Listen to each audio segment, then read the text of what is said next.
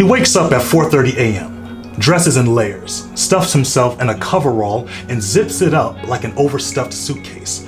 It's his force field from the pesky cold morning wind sliding across the lake, looking around, over, and under for any opening to chill the human soul.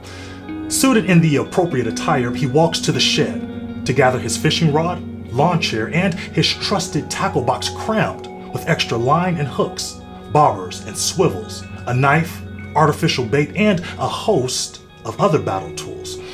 By the time he arrives at the lake, he can see his surroundings dimly, but the sun is still hiding behind the horizon. Once he's at his favorite spot on the pier, he kneels to open his tackle box and carefully selects certain tools to fix his fishing rod just right. Now that he's ready, he steps aside into clear space and forcibly swings the rod back and then forward like a slingshot, casting his line into the rustling lake. He turns the handle a couple times to tighten some slack, sits in his lawn chair, sips coffee from his paper cup, and waits for a worthy opponent. Time passes. The sun is no longer behind the scenes. It's now on stage, shining a bright light on all the beauty surrounding the lake. He drank all his coffee, and even the remaining drips were absorbed by the paper cup, leaving a tan stain. Yes, time passes, but the man remains, waiting and watching. And then, suddenly, a worthy opponent reveals itself with a determined bite and pull. The opportunity has come, and he's ready. He yanks his rod up and back with all his might, driving the hook through the fish's mouth like an anchor dragging into the seafloor. With excitement in every turn, he reels the fish in and out of the water onto the pier. It took time, but he made a catch.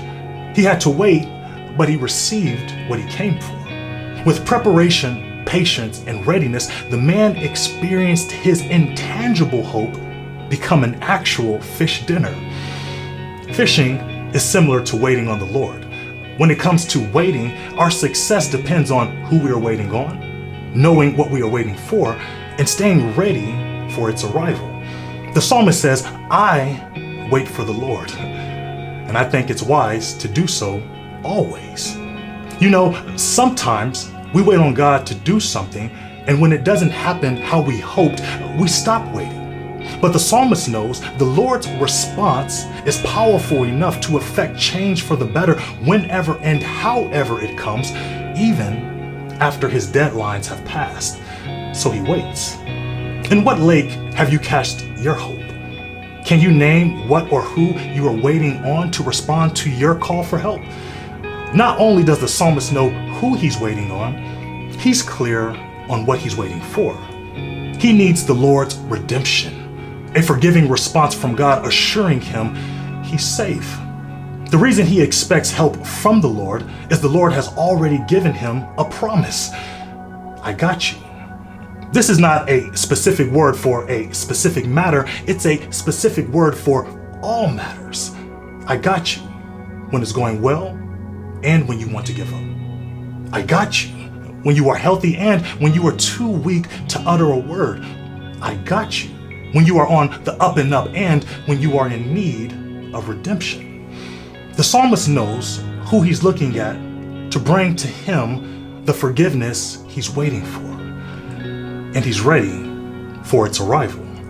So much so, he writes, "My soul waits for the Lord more than those who watch for the morning, more than those who watch for the morning." If any creation fits the prototype for being consistent, persistent, and unwavering, it's the sun.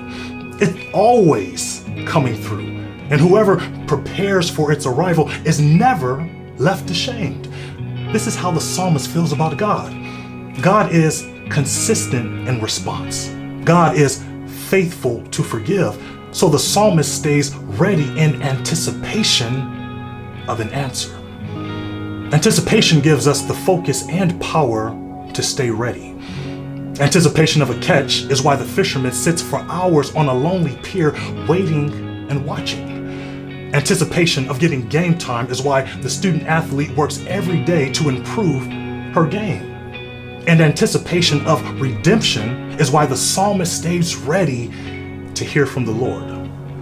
My friends, like the fisherman, the psalmist, and those who watch for the morning, we can anticipate a response from God when we wait on the Lord, when we know what we are waiting for, and when we stay ready for a response whenever and however it comes. Peace.